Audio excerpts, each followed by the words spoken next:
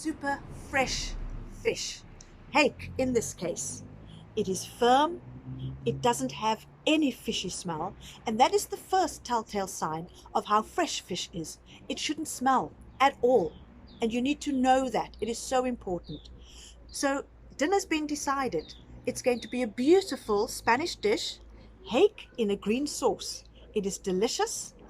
I'm zhuzhing it up with a little bit of prawn, only because I forgot to get fish bones at the fishmonger for stock, so I had to use a few prawn shells to make the stock, incorporating the prawns into my dish tonight. Stay tuned for the wonderful recipe, and don't forget to like and subscribe to my channel. Thank you.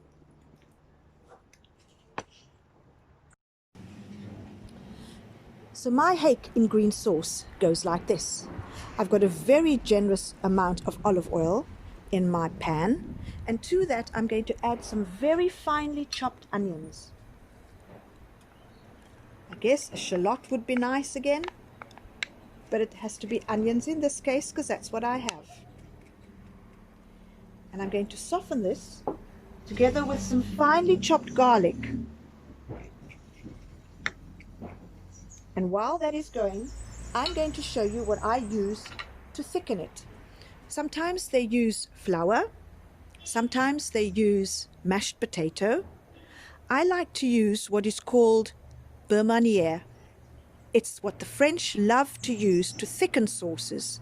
It's equal quantities of butter and flour mashed together to form a paste. And you know, you can make this up, keep it in your fridge, so when you need to thicken something, you add a few blobs of this and just keep stirring and it'll thicken. And it thickens in a silky way because of the butter. So I have my butter and my flour right here, and I'm going to mash.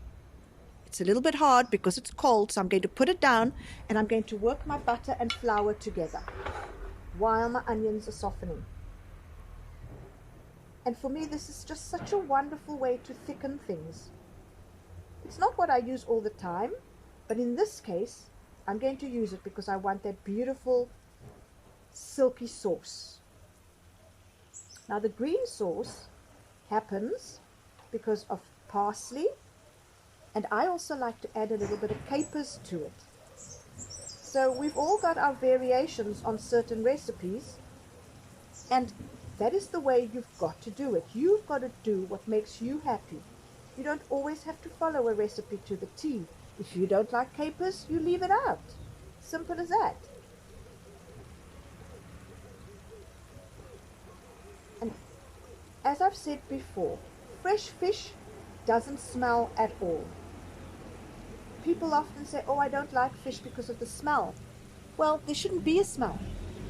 So you need to build up a relationship with your fishmonger, and then you need to stick to that fishmonger because they will give you brilliant service. They will tell you what is super fresh.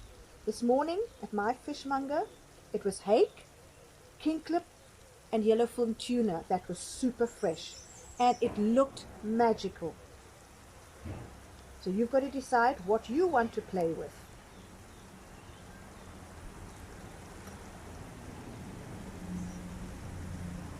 The smell just from the onion and garlic is beautiful.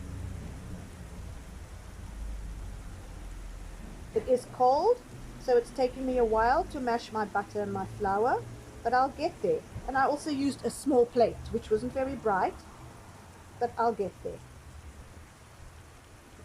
The time it's softening in my pan gives me time to do this.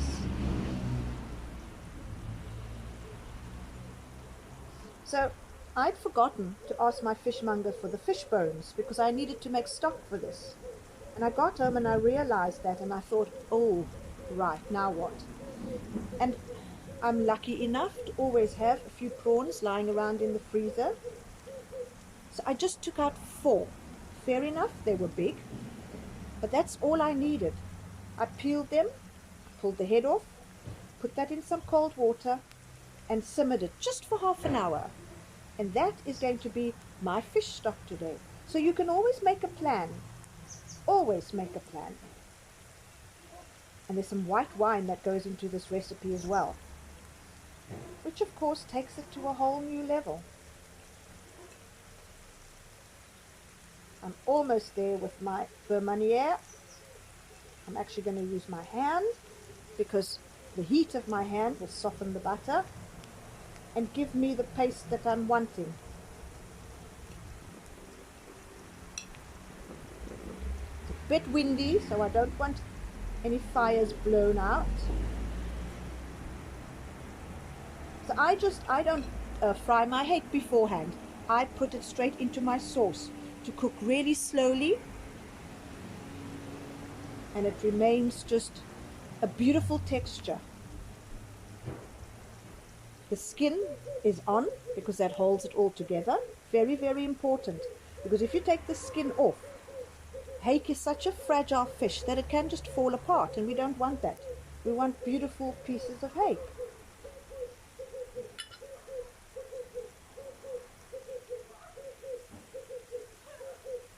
So I have my beautiful ball of beurre manière, flour and butter.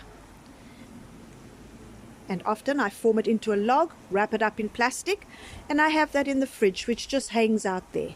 And when I need to thicken, I break off little bits like that and add it to whatever my sauce is. So that is our thickening agent for today. Now, I'm going to give this a stir. And you see how beautifully softened it is? It's just starting to color. I don't want it to color. So now I'm going to add my white wine.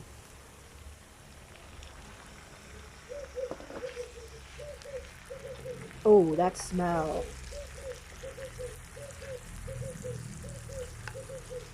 And of course, we just want the alcohol to evaporate a little bit. I'm letting that happen in my pan. And this is my fish stock for today. Well, really, prawn stock. It's cloudy. It's not clear. I used the heads whole. You know, there's so much flavor in those heads, and people are so scared of them. But that is the reason my stock is that color. It is a dense, dense flavor. It is beautiful.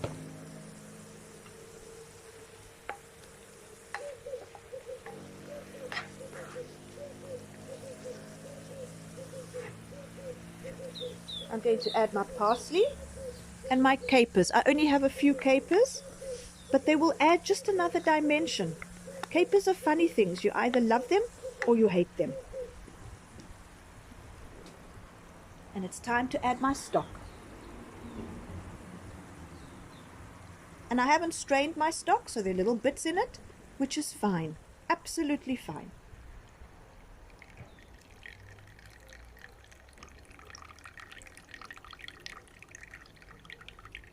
Here we go.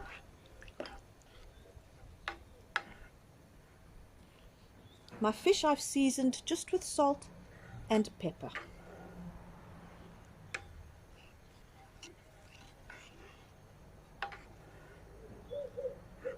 And I'm not going to add any seasoning to this right now because my butter is salted and my fish is salted.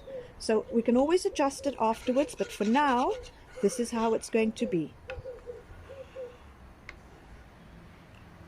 And as you can see, it's slightly green. Merluza in salsa verde. Hake in a green sauce.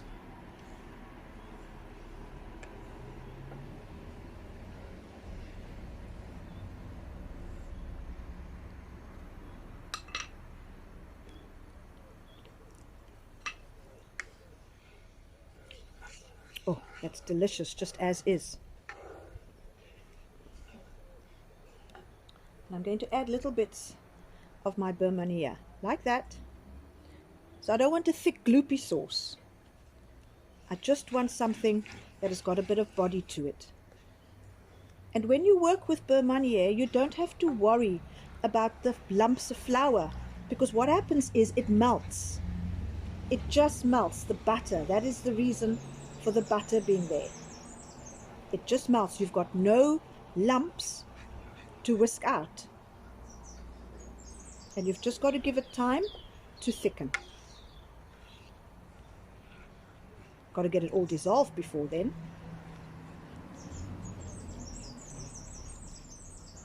And if you add too much and it is too thick, you can thin it out with a bit of water. Not a problem.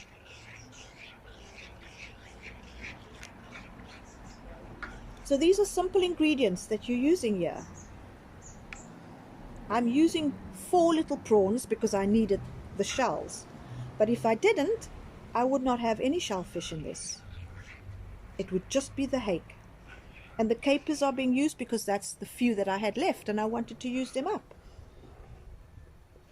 And if I have some peas floating around in my freezer, that will get added right at the end. But for now, this is what it is.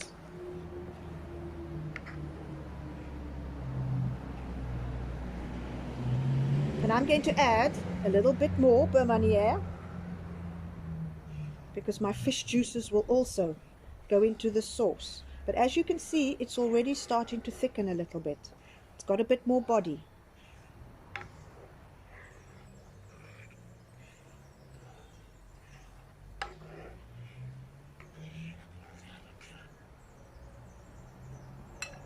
You don't have to add the wine if you don't want to. You just add extra stock.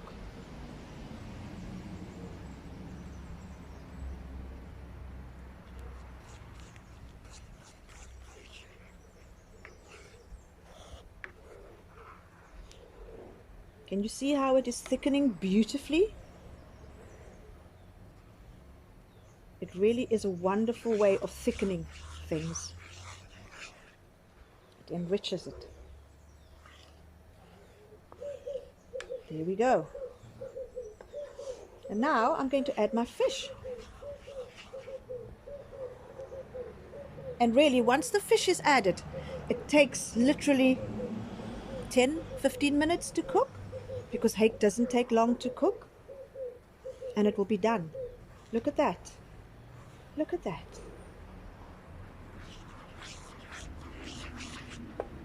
Time to add my fish.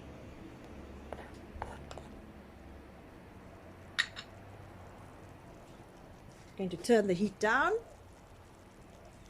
because I don't want it boiling.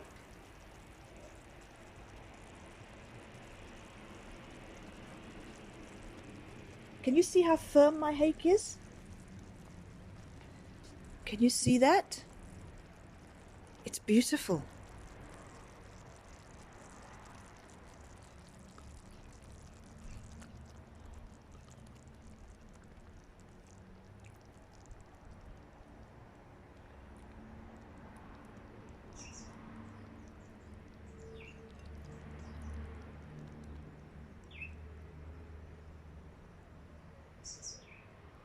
There we go.